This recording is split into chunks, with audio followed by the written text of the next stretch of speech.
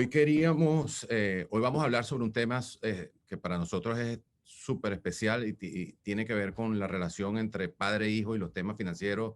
Y lo hemos denominado tres cosas sobre finanzas que los padres deberían conversar con sus hijos, ¿no? Un tema que tiene una connotación verdaderamente interesante por lo que trata. Para ello, quiero agradecer también a nuestro equipo que ha preparado a la cabeza de David una preparación que esperamos sea del agrado de ustedes con unos temas de verdaderamente mucho valor. Y en nombre de David, le quiero dar las gracias nuevamente a todos. David Alayón, que va a ser nuestro presentador de la presentación del día de hoy, es un director de nuestro grupo, es asesor de inversiones y fundador del Instituto de Empresas y Finanzas en Venezuela. Tiene un MBA en el Instituto de Finanzas de Madrid y cuenta con más de 25 años de experiencia en el mundo del mercado de capital. Y de verdad, David, es un placer tenerte a ti este día desarrollando un tema que, como lo he dicho, es tan fundamental para todos nosotros y todos los que somos padres. Verdaderamente esto es algo que tenemos que tener muy presente, sobre todo en el mundo de hoy. Quería ratificarles también que, bueno, estamos en varios, a lo largo de nuestras oficinas, a la orden de todos ustedes. Ahorita me encuentro en Miami junto con Juan Carlos Carballo, que está en la cámara, en pantalla. También tenemos oficinas en Nueva York, en San Diego, en Caracas, en Panamá, y próximamente estamos dando ya nuestros primeros pasos para concretar y establecernos una oficina en Madrid para poderles darle ese servicio personalizado que todos ustedes demandan y que verdaderamente para nosotros es un elemento fundamental en la relación.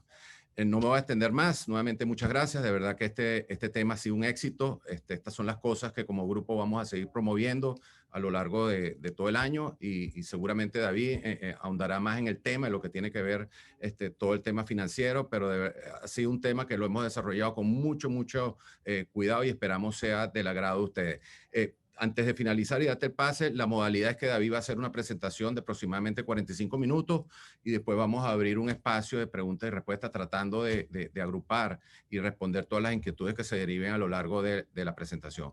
Muchas gracias, David. Muchas gracias al equipo. Muchas gracias a todos los que se conectaron. Verdaderamente una asistencia extraordinaria. Gracias, Juan. Y bueno, David, todo tuyo para que comience. Gracias, Alfredo. Gracias, Juan. Bueno, y gracias a todos los que están acá, digamos, y por regalarnos, digamos, su tiempo y minutos en una tarde. La intención de haberlo hecho, el webinar hasta a esta hora, tiene que ver con que, digamos, tratasen de estar los jóvenes, la mayoría de los jóvenes es posible. Quiero que sepan que 60, más o menos 65% de las personas que se registraron manifestaron que iban a estar con sus hijos acá, y el promedio de edad que calculamos de las personas que están viendo el webinar es de 16 años, lo cual es una edad perfecta para comenzar a entender estos temas, ¿no? A lo largo del año pasado, el año 2020, dimos 12 webinars, digamos, de los cuales yo fui prácticamente el moderador de casi todos, y por lo cual estoy muy contento porque esta vez me toca estar de este lado de la pantalla con el contenido, ¿no? Una cosa importante que tenemos que comenzar a hablar definitivamente es el tema de cómo educamos a nuestros hijos financieramente, ¿no? El problema de la educación financiera es que es algo que no se enseña en la escuela, y es algo que querramos o no, vamos a tener que lidiar con nuestra relación y cómo manejamos el dinero a lo largo de los años, lo cual es algo grave, ¿no? Que no lo aprendamos desde pequeño. Vamos a ver qué tanta responsabilidad nosotros como padres tenemos en esta función, y bueno, y cómo podemos comenzar a atacar estos temas, y lo vamos a hacer de la manera pues más divertida posible, ¿no? Entonces, bueno, comenzamos. Bienvenido. El primer tema que vamos a tocar es cómo funciona el ciclo de ingresos en la vida de una persona, ¿no? Entonces, bueno, eh, vamos a hacer, antes de eso, una pequeña encuesta, ¿ok? En vivo, y la encuesta es la siguiente: ¿qué tanto sus padres han conversado con usted sobre finanzas? ¿Ok? Esto, digamos, si eres un hijo, ¿qué tanto tu padre ha conversado contigo sobre finanzas? Hay tres opciones. Bueno, ha conversado mucho tiempo, poco tiempo o nada. ¿Ok? Vamos a dar unos segunditos mientras eh, la audiencia responde.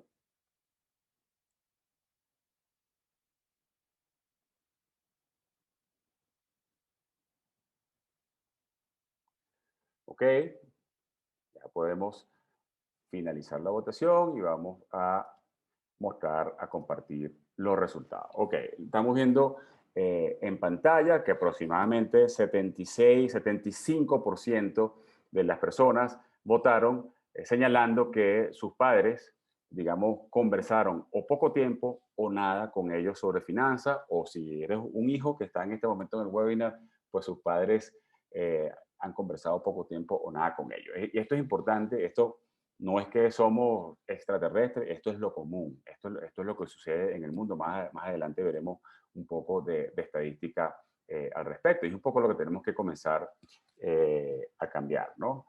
¿Se desapareció? Sí, se desapareció lo que estaba en pantalla.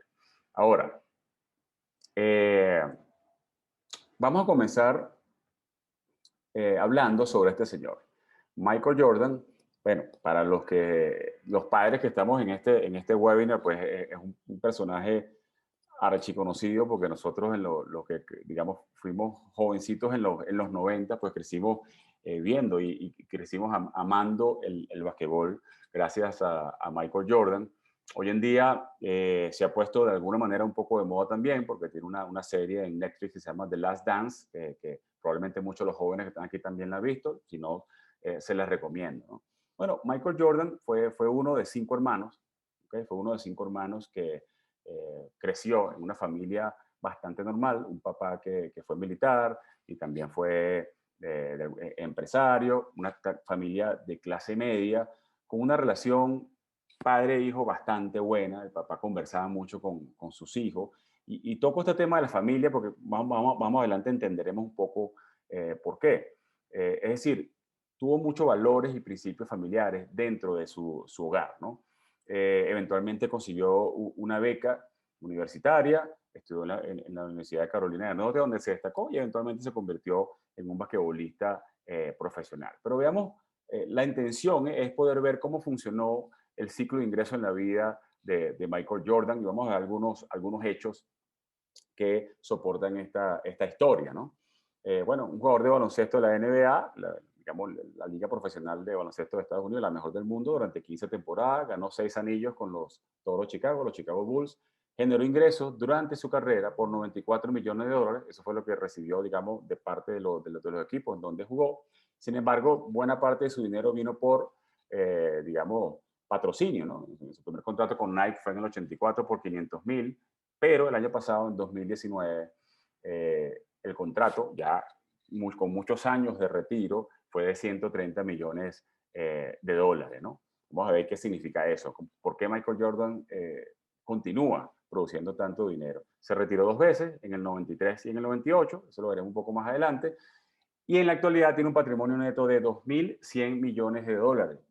Michael Jordan es el primer atleta o exatleta, digamos, profesional que supera un patrimonio neto de 2.000 millones de dólares, seguido, poco lejos, digamos, por Tiger Woods, que tiene un patrimonio de 800 millones de dólares. Bueno, vamos a ver qué fue lo que hizo Jordan bien para alcanzar ese nivel.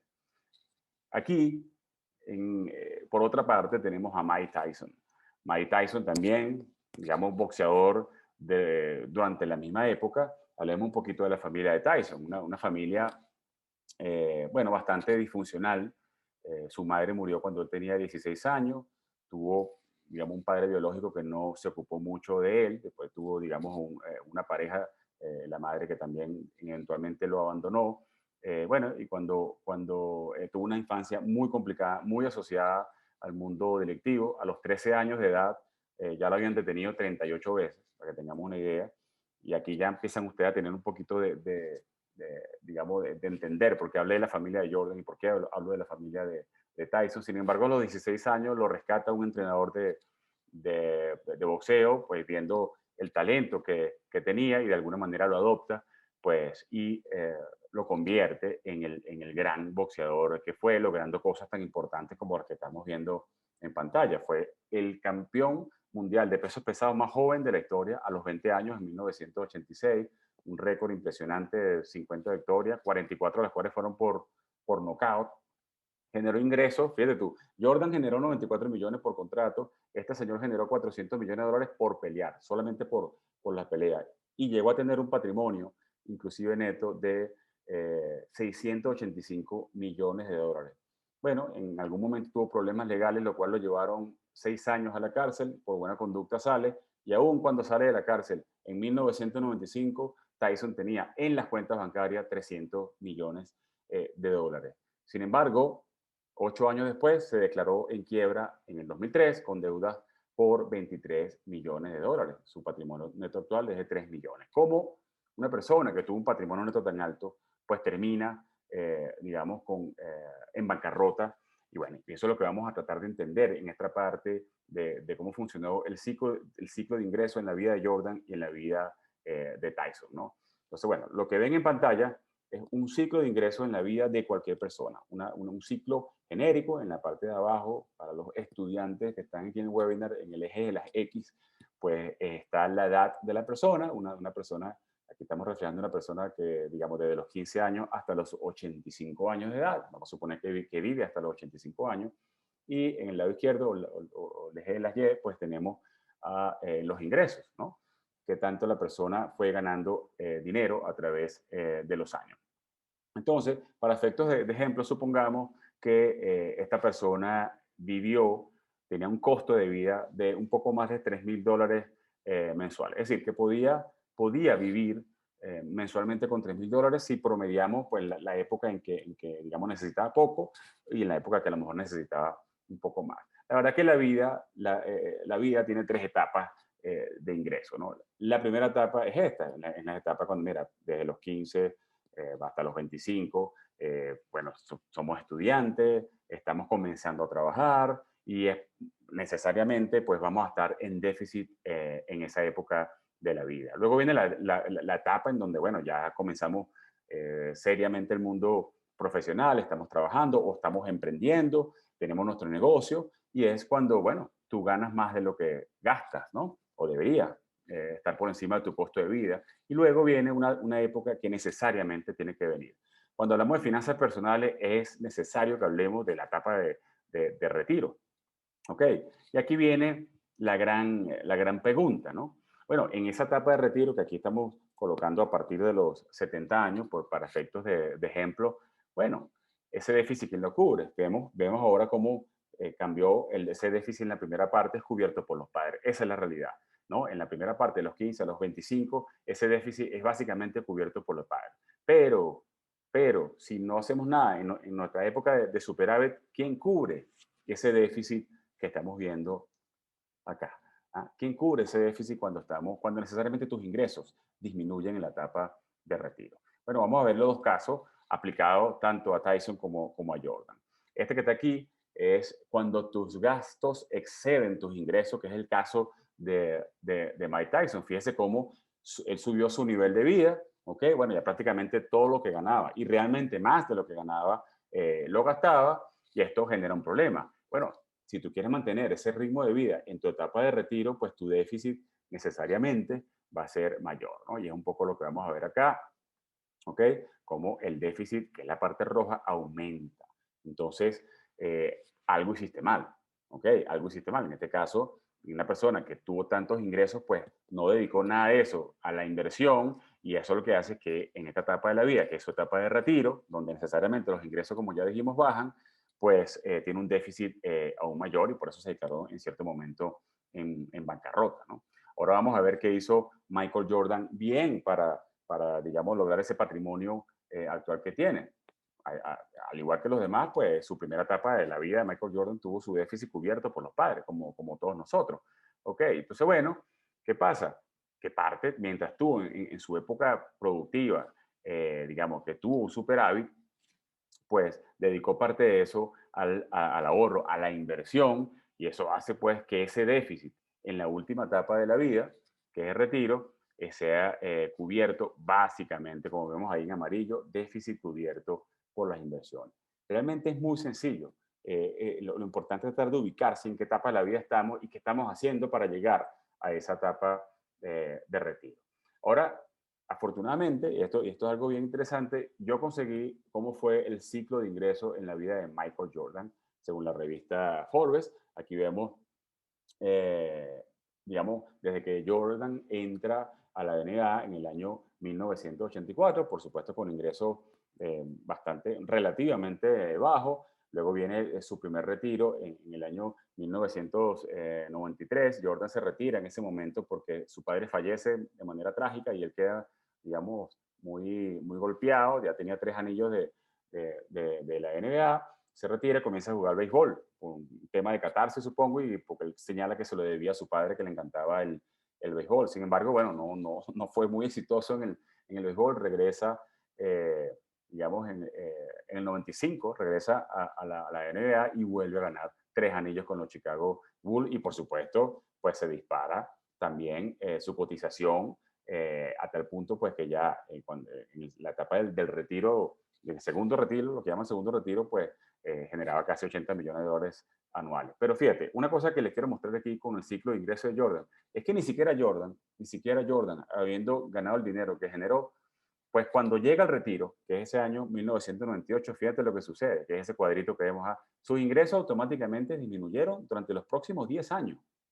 Disminuyeron. Bueno, ya no era un jugador activo, digamos, el patrocinio también disminuyó. Bueno, ya no era, digamos, el protagonista que fue mientras era un jugador activo y sus ingresos disminuyeron. Si Jordan no hubiese dedicado parte de ese ingreso que tenía a la inversión, pues a lo mejor hubiese caído en un caso similar al de Tyson. Pero ¿qué pasó? Bueno, comenzó esos 10 años un proceso de inversión en donde se metió en diferentes negocios, no vamos a caer en los detalles de ello, pero invirtió en diferentes sectores, no solamente en mercado de capitales, sino también en temas de emprendimiento, y eso es lo que hace que, pues, a partir de 2008, a pesar de la crisis financiera que hubo en 2008, fíjense cómo su patrimonio increíblemente ha crecido, bueno, como un cohete, ¿no? Entonces, claramente algo hizo bien. Bueno, mientras estuvo en su etapa superavitaria, pues comenzó a dedicar buena parte de eso a la inversión y eso es lo que hoy lo tiene en el retiro viviendo una vida tranquila. Ahora, yo no conseguí el ciclo de ingreso de Mike Tyson, pero sí conseguí datos interesantes acerca de sus gastos y vamos a ver en qué gastó Tyson el dinero o malgastó el dinero para dilapidar en 8 años 300 millones de dólares, ¿no? Bueno, cuando tú, digamos, comienzas a utilizar el dinero para gastarlo en cosas superfluas, en cosas que no generan ningún valor, como por ejemplo una afición que tenía por los tigres de Bengala blanco, que solamente en comida gastaban 70.000 dólares anuales, pues, o Jordan, su infancia, pues como vivía en Brooklyn, había una cultura alrededor de las palomas mensajeras de los edificios de Brooklyn y él pues, era un fanático de las palomas mensajeras y bueno, y empezó a comprar, tú sabes, tenía digamos, un cultivo de palomas mensajeras y llegó a pagar hasta 1.400.000 dólares por una paloma mensajera. También, bueno, vehículos entre 500.000 y 1,5 millones de dólares. Se compró una casa de 24 habitaciones cuando salió de la cárcel. ¿Cuántas habitaciones necesitas tú para vivir? Bueno, 24 seguramente no. Entonces, bueno, te puedes gastar 300 millones de dólares, sin duda te lo puedes gastar y más, ¿no? Entonces, cuando tus gastos exceden los ingresos, ¿no? Entonces, bueno, son dos casos, digamos, historias que comenzaron en cuanto a ingresos similar y con un final diferente, ¿no? El último caso que voy a mostrar de las cosas muy locas en la que gastó Mike Tyson es una tina de oro que le regaló a su tercera esposa que costó pues 2.4 millones de dólares, ¿no? Entonces, bueno, como te digo, sí se pueden gastar 300 millones de dólares en poco tiempo. Entonces, aquí pongo a Tom Brady.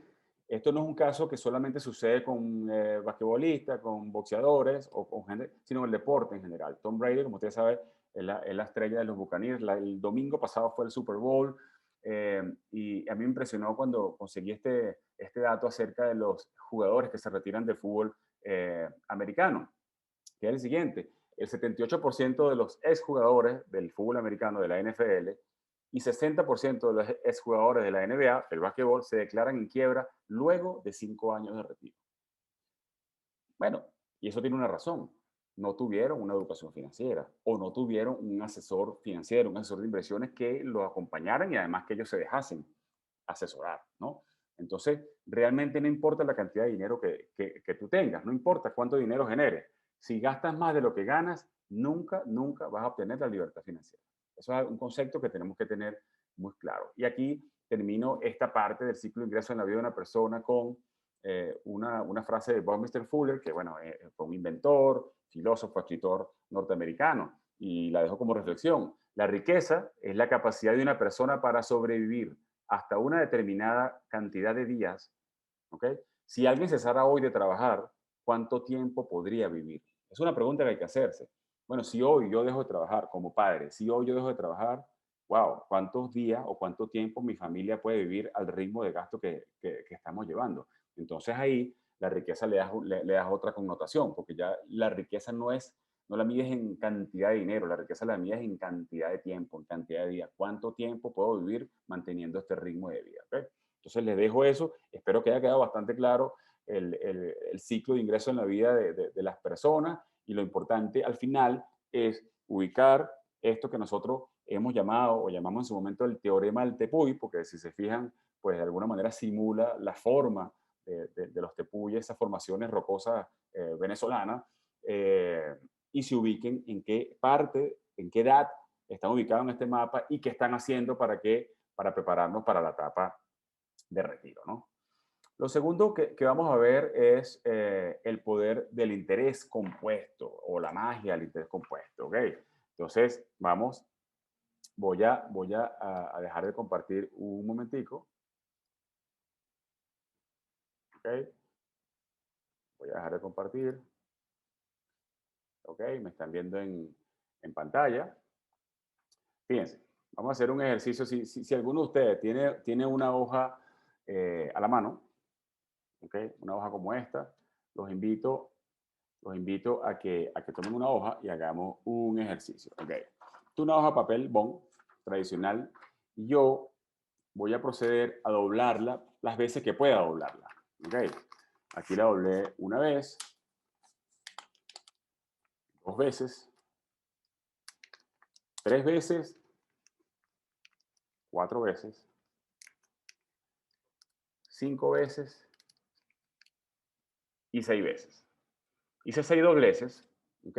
Esto más o menos tiene una altura de 1 centímetro. Ok. De 1 centímetro. Ahora, volvemos a retomar la pantalla. Okay, retomamos la pantalla rápidamente. La distancia que hay de la Tierra a la Luna son 384.400 kilómetros. 384.400 kilómetros. ¿Ok? Entonces, fíjate, le voy a hacer una pregunta y vamos a hacer una encuesta al respecto. Si doblamos una hoja de papel, que fue lo que yo hice, ¿ok? Imagínense que su hoja es infinita, infinita, infinita, que pueden doblarlo muchas veces. ¿Cuántas veces necesitamos hacerlo para alcanzar la distancia que hay de la Tierra a la Luna, que son 384.400 kilómetros? ¿Ok? Vamos a hacer una votación. Okay, ya yo le tengo esa, vamos a ver aquí, ajá, hoja de papel. Ahora, vamos a iniciar la votación. Hay cuatro opciones. ¿Cuántas veces cree usted debería doblarse una hoja de papel para alcanzar una altura equivalente a la distancia que hay entre la Tierra y la Luna, que son 384.000 kilómetros? 42 veces, 573 veces, 11.350 veces o 6.351.000 veces. Estamos hablando de que si yo doblé esto 6 veces y alcanzó solo 1 centímetro. ¿Okay? ¿Cuántas veces tendría que doblarla para alcanzar la distancia de la Tierra a la Luna? Esperamos aquí 10 segunditos más mientras vota por lo menos la mitad de las personas. Ok, obtenemos los resultados. Finalizamos la votación y compartimos resultados. Ok. Bueno, 55% dice que hay que doblarla 6.351.000 veces. 22% dice 11.350 veces. Ahí estamos hablando de ya, y con el 6, bueno, tenemos básicamente 75% que piensa que hay que doblarla miles de veces o millones de veces. Ok, voy a dejar de compartir acá y aquí lo voy a dar la respuesta. Para alcanzar la distancia que existe entre la Tierra y la Luna, que son 384.400 kilómetros, una hoja de papel se necesita doblar solamente 42 veces. Si yo tuviese una hoja grandísima que pudiese doblar, yo la doblé 6 veces. Si doblara 42 veces, eso tomará la distancia de la Tierra a la Luna. Y la razón es la siguiente, cuando yo doblo la hoja, es como si estuviese duplicando o teniendo un rendimiento en la inversión del 100%. Entonces, imagínense, si yo la doblo 6 veces es 1 centímetro, pero si la doblo 10 veces ya alcanzo 10 centímetros, que es como el tamaño de un pie de un niño. Si la doblo 22 veces, alcanzo una altura más o menos de 400 metros, que es la altura del Empire State, el edificio emblemático de Nueva York. Pero si la doblo 30 veces, pues ya alcanza una altura que es mayor a 8.000 kilómetros, que es la distancia más grande que el monte Everest, ¿no? Entonces imagínate, la razón es la siguiente, si tú lo doblas 30 veces y ya tiene el tamaño del monte Everest, bueno, la vez número 31 que lo dobla es 2 veces el monte Everest, que son 16.000 kilómetros. Entonces la vez 32 que lo dobla ya son 32.000 kilómetros. Y así comienza un crecimiento exponencial. Y esa es la magia del interés compuesto explicado de una manera muy sencilla. En este caso estamos hablando de rendimiento, pues, poco exorbitante, 100%, pero sirve para mostrar el ejemplo, ¿no? Y la verdad que esta imagen habla por sí sola, digamos, el tiempo vale dinero, pero yo quisiera ponerlo un poco al revés y decir que para hacer dinero hace falta tiempo, ¿right? Hay que tener paciencia, hace falta tiempo para que el interés compuesto haga su magia. Ahora vamos a ver un caso, como ninguno de nosotros, los que estamos en este webinar, porque si no, no estuviéramos aquí, somos ni Jordan ni Tyson, y probablemente no vayamos a ganar esa cantidad de dinero a lo largo de la vida, vamos a ver un caso más real, ¿no? Este es el caso de 3 personas, una persona de 18 años, una persona de 30 años y una persona de 45 años que se quieren retirar a los 65 años de edad, que es una edad donde todavía están jóvenes, chéveres y pueden hacer muchas cosas todavía. Bueno, ¿qué pasaría si, ya hablando de números más reales, estas personas comienzan a ahorrar $100 mensuales o $1.200 anuales, que es lo mismo, a una tasa de rendimiento de 10%, que es lo que ha rendido interanualmente el índice del S&P en Estados Unidos? Vamos a ver qué es lo que pasaría en cada uno de los casos si ahorran $100 mensuales. ¿Ok? Bueno, el que empezó a los 45 años obtendría al final, hasta los 65 años, durante 20 años, 84.483. No está mal, bueno, es algo con lo que puede afrontar de alguna manera su retiro, pues teniendo una vida, digamos, frugal, ¿no? El de 30 años, fíjese, comienza 15 años antes y fíjese que alcanza ya un monto importante, estamos hablando de casi $400.000 cuando se retira a los 65 años. Pero ¿qué pasa el que comienza a los 18 años? Esos $100 se lo puede dar a su papá o comenzó a trabajar y bueno, empezó a ahorrar esa misma cantidad de dinero de manera mensual. Mira, veamos lo que pasa. Bueno, ese joven termina con $1.267.000 cuando tiene 65 años.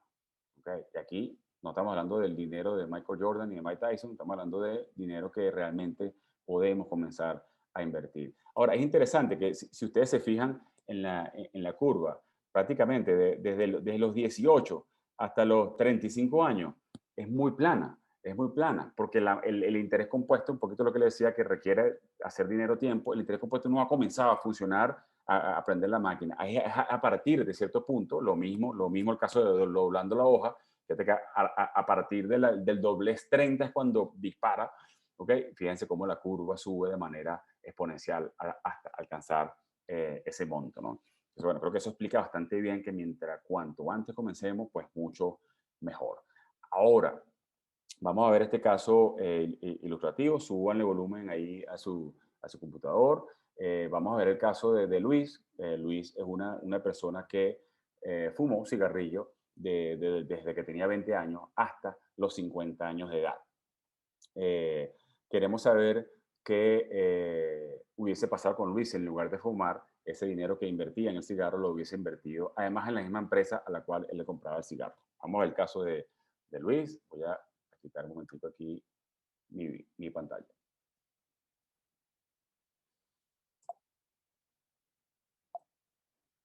Un hábito recurrente puede afectar algo más que tu salud física. Él es Luis, tiene 50 años y fuma una cajetilla diaria desde los 20. Philip Morris es la mayor empresa tabacalera del mundo que pertenece al grupo Altria y su producto estrella es una cajetilla de cigarrillos muy reconocida, que es la que fuma Luis y que tiene un valor promedio de $10 a nivel mundial. Las acciones del grupo Altria han mantenido un rendimiento interanual promedio de 9.09% durante los 30 años que Luis se ha mantenido fumando. ¿Sabes qué hubiese pasado si Luis, en vez de realizar ese gasto anual de $3.650 en cigarrillos, lo hubiera invertido durante estos 30 años en acciones del grupo Altria? Increíblemente, Luis hubiese podido acumular nada más y nada menos que la cantidad de $551.000 al final de ese periodo. Por lo que sin duda ese hábito no solo ha afectado su salud física, sino su salud financiera. Somos Grupo Life Invest. Bueno, aquí vimos, ¿no? El cigarrillo no solamente afectó la salud física de Luis, sino también su salud financiera. Luis hubiese terminado, en lugar de gastarse ese dinero en cigarrillos, lo hubiese invertido en las mismas acciones del Grupo Altria, que es una empresa que cotiza en bolsa, pues hubiese terminado con más de $500.000 a los 50 años de edad, ¿no? Caso para reflexionar. ¿Ok? Y cierro con esta parte, la cierro con esta frase que no lo digo yo, lo dice Albert Einstein: el interés compuesto es la fuerza más poderosa del universo. Aquel que lo comprende lo gana, aquel que no lo paga. ¿Ok? Entonces, bueno, avancemos entonces en el tercer punto tercer y último punto de este webinar, que es la importancia de la educación financiera en la vida, ¿no? Bueno, eh, voy a comenzar con una imagen, ¿ok? Que creo que es bastante pertinente. Creo que todos estamos claros de que los hijos son el reflejo de los padres, ¿no? Eh, Básicamente somos su modelo a seguir. Lo que hagamos en casa, pues ellos lo van a repetir. Si nosotros somos unos padres que no hacemos ejercicio, es probable que nuestros hijos tampoco hagan ejercicio. Si no comemos sanos, pues probablemente tampoco lo harán. De ahí la importancia y la responsabilidad que tenemos de tocar estos temas en la casa. Le voy a contar tres anécdotas muy rápidas personales. La primera de ellas es, digamos, nosotros somos una familia de 4 hermanos y yo recuerdo cuando en algunos momentos quizás de apremio, digamos, de familiares, y tenemos que pagar algo, algún curso o algo, o la escuela de música, por ejemplo, y a lo mejor mi papá no había cobrado la quincena. Yo recuerdo a mi mamá, a mi madre, y dirigiéndose a una tetera de peltre azul y sacando un dinero, y con eso pues cubríamos esa emergencia, ¿no? Entonces yo desde muy pequeño entendí la importancia de tener un fondo de emergencia.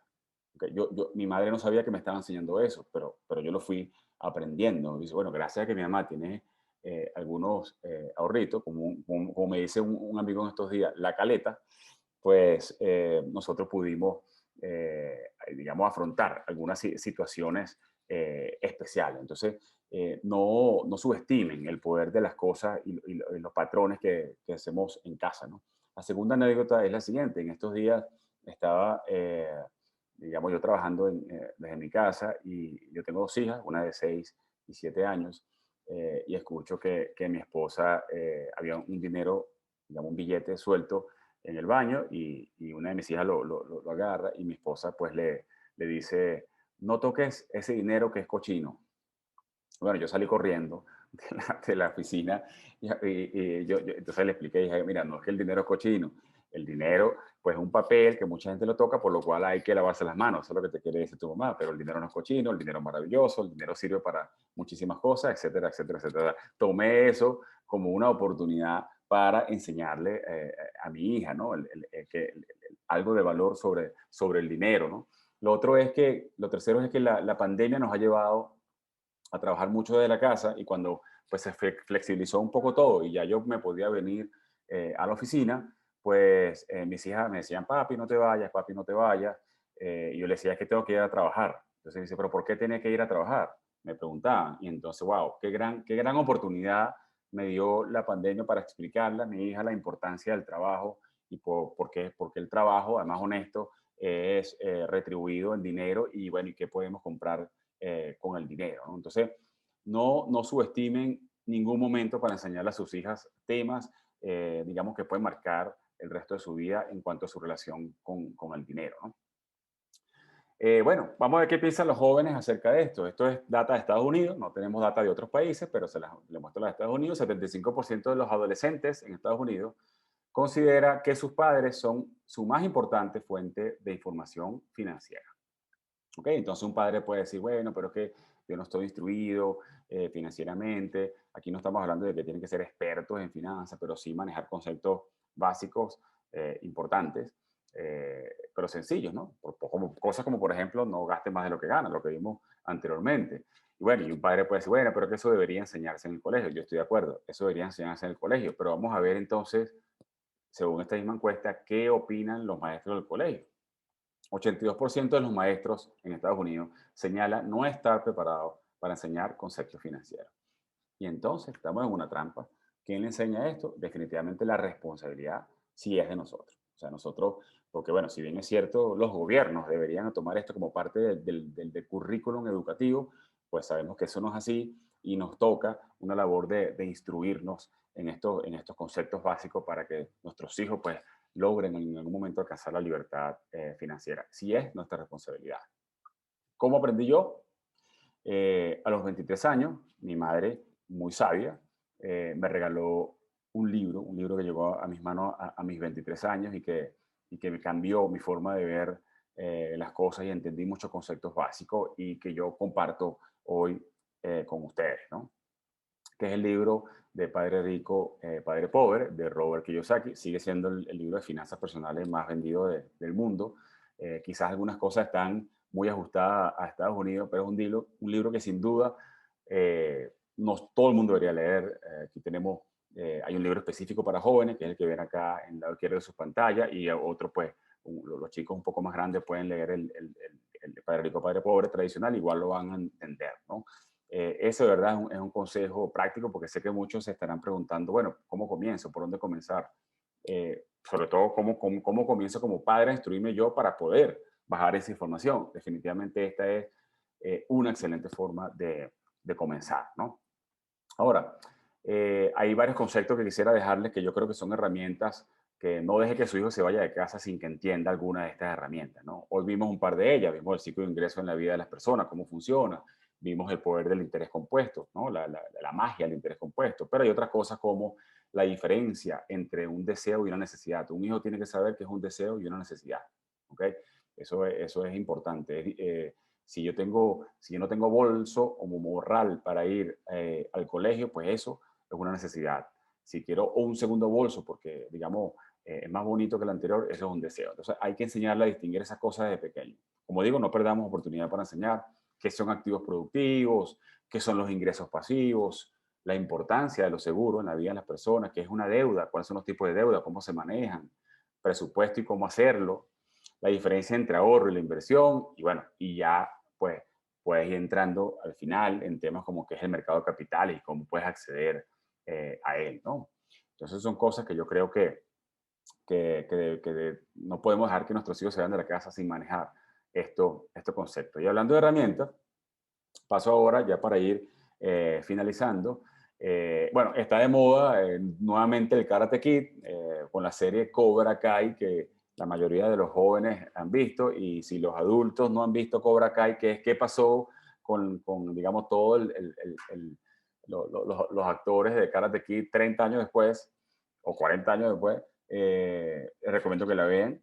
Pero me voy a la película original. Recordemos que Daniel San fue un chico que llegó a vivir a Los Ángeles, venía de un pueblo, pues, y fue sujeto de bullying en el colegio donde estudiaba, que era un colegio de clase media alta. Había unos chicos que eran karatecas y lo golpeaban mucho, bueno, y él, pues, el conserje de donde él vivía, de su edificio, era un señor japonés, el señor Miyagi, pues digamos, notó que eso estaba sucediendo y le dice, yo te voy a ayudar, te voy a enseñar karate para que te defiendas en la vida, ¿no? Bueno, la sorpresa de Daniel San es que estás dispuesto, listo para aprender. Sí, estoy listo para aprender. Ok, agarra esa brocha ahí y empieza a pintar la cerca. agarra esa lija y empieza a lijar el piso. Agarra, digamos, esa mopa y empieza a pulir los carros o pinta la casa. Total que en algún punto Daniel San ya tenía un mes remodelando la casa del señor Miyagi, que fue su mentor, y bueno, lo enfrenta, ¿no? Le dice, bueno, mire, de verdad que usted me dijo que me iba a enseñar karate y lo que me tiene es acomodando toda su casa, ¿no? Hace el favor y yo, de verdad, hasta aquí llego. ¿Okay? Yo hasta aquí llego, no puedo seguir en esto. Y viene esta escena de la película en donde el señor Miyagi, pues, le dice, le hace entender que todas esas herramientas que él había estado aprendiendo, pues cobraban un sentido. Y es la imagen que vamos a ver, esa escena de la película vamos a ver en este momento. Show me sand floor, sand floor, sand floor. Now show me wax on, wax off, wax on, hat, wax off. Show me paint the fence, up, down. Show me paint the house, side, side. Knock wrist, side, side. Yes. Show me wax on, wax off. Jack! Jack! Jack! Jack! Show me paint the fence. Face! Face! Yes! Yes! Show me side to side. Yes! Yes! Yes! Yes! Show me sand or floor. Hat! Face! Face! Face! Yes! Yes! Yes! Uy. Bueno, esto es parte de la escena en donde el señor Miyagi pues habla le hace entender que todas las herramientas que él había ido aprendiendo no se estaba dando cuenta que las estaba aprendiendo, pero que en algún momento las iba a utilizar, ¿no? Entonces aquí, pues lo importante es enseñar a tus hijos las herramientas básicas sobre finanzas. Ellos las irán aplicando y agrupándolas cuando sea necesario, ¿no? Entonces, es un poco, si es nuestra responsabilidad, al final, pues cada herramienta que le enseñemos, en la medida que ellos las vayan agrupando, irán entendiendo la importancia y además la utilidad y cuándo usarla. Pues bueno, tenemos que prepararlo para lo que es la vida, para lo que es la batalla final. Al final la vida, pues, es una especie de batalla, ¿no? Bueno, y aquí está esta escena final que pongo de Karate Kid, que, bueno, después que sí aprendió un poco, entendió y unió todas las herramientas, esta es la parte final en donde él está, pues, aplicando lo que llaman la grulla, que era como se llamaba esa técnica, que él había estado practicando, no sabía cuándo la iba a utilizar, pues, y la decidió utilizar en el momento de la batalla final, ¿no? Y sí es nuestra responsabilidad como padres, definitivamente darles las herramientas para que ellos las sepan utilizar en cualquier momento, ¿no?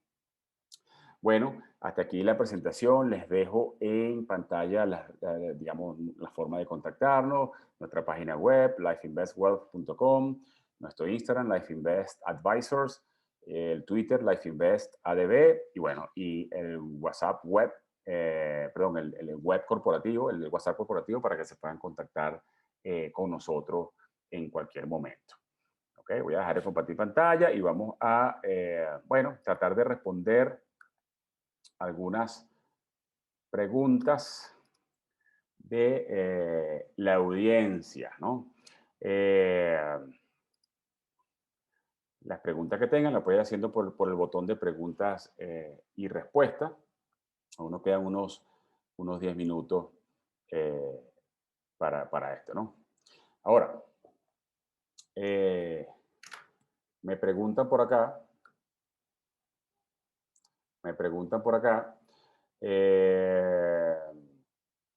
¿cuál es la mejor edad para comenzar a invertir? Bueno, definitivamente lo acabamos de ver, ¿no? en la pantalla. La mejor edad es cuanto antes. O sea, cuanto antes se pueda comenzar, pues mucho mejor. Vemos digamos, la relevancia que cobra comenzar antes, comenzar antes con el tema del interés compuesto, aparte que de alguna manera ya le genera la disciplina al hijo, ¿no? De comenzar pues cuanto antes, ¿no? Hay una aplicación en Estados Unidos que se llama Robinhood, que digamos permite invertir con montos realmente bastante bajos, y me pregunta si la aplicación es segura. Sí, es una aplicación segura, es una digamos, aplicación avalada por organismos, digamos, del Estado norteamericano que, digamos, protegen hasta $250,000 las inversiones, digamos, que están allí adentro, ¿no? Esta pregunta es muy importante. Bueno, ¿cómo puede comenzar un menor a invertir? Fíjense, en Estados Unidos esto es un tema mucho más maduro, ¿no? O sea, mucho más trabajado. Existe una cuenta que se llama UGMA, en donde desde que son menores de edad en Estados Unidos, pues los padres pueden abrir esta cuenta, o sea, o los jóvenes pueden abrir esa cuenta con consentimiento de los padres, en donde van recibiendo regalos, digamos, de no solamente sus padres, sino de cualquier persona en esa cuenta, y una vez que el dinero está allí, mientras son menores de edad, está protegido, es un fideicomiso, y solamente pueden, digamos, tomar parte de ese dinero cuando cumplen los 18 años, ¿no? Entonces es bien interesante porque de alguna manera evita la tentación de retirar dinero desde esas cuentas. En el resto de los países es algo más complicado. ¿Cuál es mi recomendación personal si queremos que esto, digamos, generar el hábito de inversión para los jóvenes, ¿no? Bueno, no nos queda otra, como parte de nuestra responsabilidad, sino hacer nosotros del mercado de valores, ¿no? Pues nada, si la persona, si el niño o el joven manifiesta el deseo de comenzar a invertir, una forma de hacerlo es, bueno, simular un rendimiento, ¿no?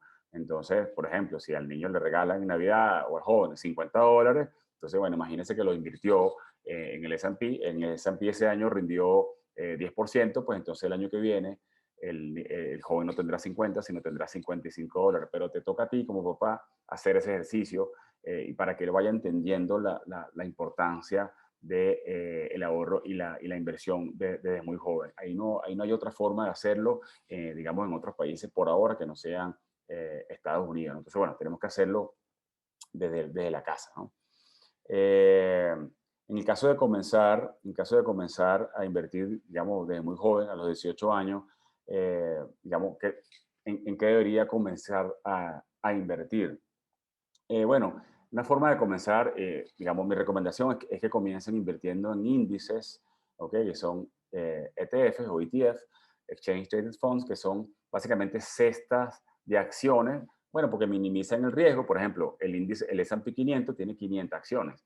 Entonces, no recomiendo que los jóvenes comiencen a invertir puntualmente en acciones específicas, porque bueno, está sujeto a un mayor riesgo, sino que, por ejemplo, compre un índice, un ETF que agrupa las 500 empresas. De esa manera está mucho más protegido, ¿no?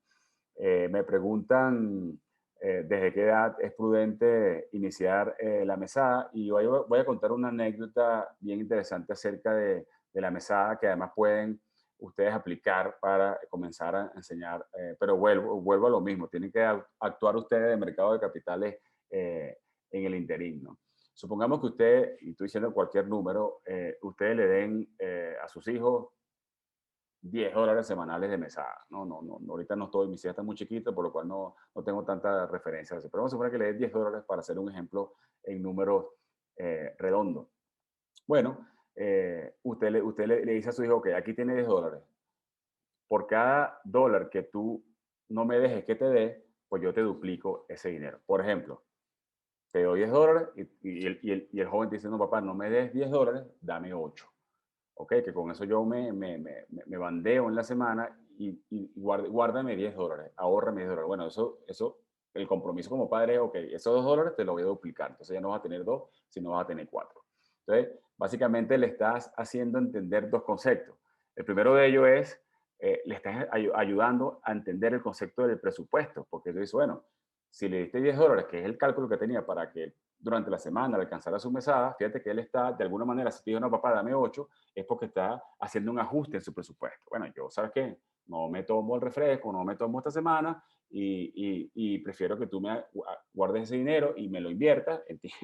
Tú eres básicamente el mercado de capitales y me dupliques ese dinero. Y de esa manera él va a comenzar a entender cómo funciona el valor de dinero. Aquí, bueno, ahí en ese caso que estoy duplicando, sí aplica el tema de la hoja de papel, ¿no? Es el 100% de rendimiento, que es bastante alto, pero sirve como ejemplo, ¿no? Entonces, esa sería una recomendación, ¿no? Mesada de ya, pues, bachillerato, 12 años, ya es una edad muy prudente para comenzar a hablar de estos temas. Mira, la mesada perfecta para iniciar, mira, no, eso dependerá de cada país. Tenemos gente de muchos países acá y eso eh, es muy normal, ¿no? Entonces, bueno, mire, hay muchas preguntas, hay muchas preguntas. Yo les prometo que voy a hacer voy a responder a cada una de ellas y voy a enviar un documento a todos los asistentes al webinar para responder a cada una de ellas. Creo que respondí de manera genérica las más importantes, las inquietudes más importantes. Me preguntan, una última pregunta que voy a responder que me parece que es fundamental. ¿Qué opinan de los fondos de ahorro y seguros de vida? Esa pregunta es muy importante. Seguro e inversión es inversión. Esa es mi opinión al respecto. Cosas buenas de estos programas de aportes periódicos que se llaman annuities, bueno, que permite de alguna manera la disciplina por parte de las personas, que dediques parte de tu presupuesto a eso anualmente. Pero la verdad es que si tú logras invertir directamente, te evita la comisión de venta de las compañías de seguro y te evita, digamos, las compañías de seguro cuando invierten en mercado de capitales, no, o sea, no saben más de mercado de capitales que los demás. Entonces, estás diluyendo de alguna manera el dinero cuando inviertes en esas cosas. Entonces, mi recomendación es instruirse, asesorarse, buscarse un asesor de inversiones que los acompañe en el proceso de invertir directamente. Y usted, paralelamente, pues, tiene su seguro de vida, que sea un seguro de vida temporal, específico, para que no mezcle las cosas. Ese es un consejo que bueno, y aquí mis socios y yo lo conocemos esos cuentos, bueno, clarísimo, ¿no? Casi que de experiencia propia. Entonces, ese es como un consejo final. Les prometo responder todas las preguntas, hacer un documento y enviárselas a todos. Mira, David, la verdad es que espectacular, muy claro e importante. Digamos, antes que te vayas, quiero hacerte un par de preguntas y comentarios, ¿no? Que yo creo que vale la pena explorar. En primer lugar, el tema de los retornos históricos, ¿no? Porque evidentemente hablas de los ETF, de los índices, tal cual como lo mencionas, y más yo tuve experiencia con el tema de mis hijas y hablando un poco de los annuities, los programas. A lo largo del tiempo hice dos. No voy a hablar de los nombres de los cuales utilicé para mis hijas. Uno me funcionó muy bien desde el punto de vista de retorno, otro fue muy malo. Y claramente el que me fue muy malo es precisamente porque no estaba indexado. Digamos, la estructura de indexación es muy difícil ganarle al mercado y eso es lo que termina pasando con las estructuras de los fondos mutuales o fondos mutuos que están asociados a estos annuities, ¿no? Y la cantidad de costos asociados a ellos. Las dos preguntas que te iba a hacer es la siguiente, ¿no? La primera, ¿cuánto ha sido, digamos, los retornos a los mercados en los últimos años? El Standard & Poor's, por ejemplo, ¿cuánto podría ser un retorno estimado promedio de los mercados a lo largo del tiempo? Y evidentemente, en la magia del interés compuesto, lo que esto puede representar, porque al final, parte de lo que hablabas tú de la hojita que ibas doblando, evidentemente dependiendo del nivel de retorno interanual y un poco sobre la histórica, de la data histórica, tienes esa información que puedas compartir con nosotros. Eso es algo que tienes a la mano. El S&P, lo que sucede con el S&P es que no siempre tuvo 500 empresas, ¿no? Entonces hay como una época que tuvo 90. Entonces, en ese momento no era S&P 500, claramente. Entonces, era digamos, el ponderado de ambos índices es de 10% sin incluir inflación, ¿no? Ese es de hecho, el ejemplo que puse el joven de 18, 45, 30 años tomaba 10% basado en esa referencia. Bueno, y ahí vimos el caso, ¿no? Un joven que comienza a los 18 años, el promedio de jóvenes que están en este webinar es de 16, o sea que están inclusive un poquito más joven, pues si comienza a ahorrar a los 18, solo $100, o no solo, pues $100 mensuales, pues puedes terminar a los 65 años con casi $1.400.000, ¿no? Entonces, la magia del interés, pues, pasa que, bueno, para hacer ese dinero requiere tiempo. La magia comienza a suceder a partir de los 35 años de edad de ese muchacho que tiene 18. Entonces, la impaciencia es un enemigo en estos procesos digamos, de inversión, ¿no? Pero eso es un poco, Juan, no sé si respondí a tu Sí, pregunta. totalmente. Bueno, y algo que quería compartir también contigo y con el resto es que en mi caso, yo para mis hijas hice esos dos fondos y compré también, el día que nacieron, compré unas acciones de Disney. De hecho, a cada uno, y eso es un elemento bien bonito, tú sabes, como regalo, mi regalo de nacimiento de mis hijas fue un certificado de 100 acciones de Disney, ¿no? Además de ser hermoso desde el punto de vista de estructura, bueno, una inversión. Cuando yo compré las acciones de mi hija mayor, Victoria, estaban en $20. La acción estaba cuando Constanza le compré, que nació 3 años después, estaba en $23. Hoy la acción, por cierto, hoy la empresa reportó resultados en 190. Eso refleja un poco el crecimiento, digamos, compuesto, si Sin se duda. quiere, de la estructura en todo esto, ¿no? Entonces, ahora tienen, digamos, toda sus accioncitas bonitas, certificados, pero hoy que ya son mayores de 18, podrían ir a una institución a hacer el depósito, ¿no? Y hoy en día, Juan, a diferencia de cuando nosotros éramos jovencitos, sí, seguimos siendo jóvenes, pero digamos más jóvenes, bueno, hay unas herramientas increíbles para invertir. Cuando nosotros, digamos, estábamos muy jóvenes, no existían los índices, no existían los ETF, existían los fondos mutuales que además eran carísimos invertir en los fondos mutuales por los costos de entrada. Bueno, el freo también, esa época era muy complicado. Hoy en día, de verdad, hay cosas como Robinhood, donde prácticamente sin fondearlo, pues ya puedes comenzar a participar. O sea, es una época absolutamente maravillosa para estos temas. Por cierto, Juan, yo recuerdo haber visto tu certificado de Disney en tu oficina. Yo hice lo mismo, ya de manera digital, pero yo tengo unas acciones de Apple que compré cuando las niñas nacieron y bueno, ahí para su estudio universitario, ¿no? Es como lo tengo pensado. Sí. Mira, David, yo creo que un compromiso que nos tenemos que llevar como grupo en vista a esta extraordinaria audiencia, ¿no? Tenemos más de 200 y tantos conectados todavía hasta ahorita, más de 60 preguntas todavía, que como tú dices, las vamos a seguir respondiendo. Es verdaderamente adquirir el compromiso, ¿no? De que vamos a seguir profundizando en este tema que sabemos que es fundamental para Sí. todos conocer y que como grupo le vamos a dedicar un espacio importante dentro de todos los webinars que vamos a estar desarrollando durante todo el año, ¿no? Entonces, Sí, bueno, vamos a hacer webinars específicos. Ahí mostré varias herramientas. Yo creo que el compromiso es comenzar a hacer webinars de esas herramientas que yo creo que comenté que son cosas que todo padre debería enseñar a sus hijos. No deje que su hijo se vaya sin saber alguna de estas cosas. Y bueno, poco a poco iremos evolucionando hasta llegar al mercado de capitales, ¿no? La idea es que de alguna manera se convierta como en una escuela, ¿no? Y podamos, es como nuestra responsabilidad, ¿no? Básicamente, total, yo siento que Life Invest tiene esa responsabilidad. total. Sí. Así que, bueno, yo creo que nada, nos queda despedir, ¿no? A todos, ¿no? Sí, Dar- tienen al final cuando cerremos el webinar, tienen una encuestica de valoración. Si les gustó el webinar, nos encantaría que lo llenaran y además tiene un espacio en blanco para sugerir temas, pues si consideran que quieren que toquemos un tema en específico, ¿no? Y Entonces, preguntas, David, para que le podamos responder inclusive en privado, ¿no?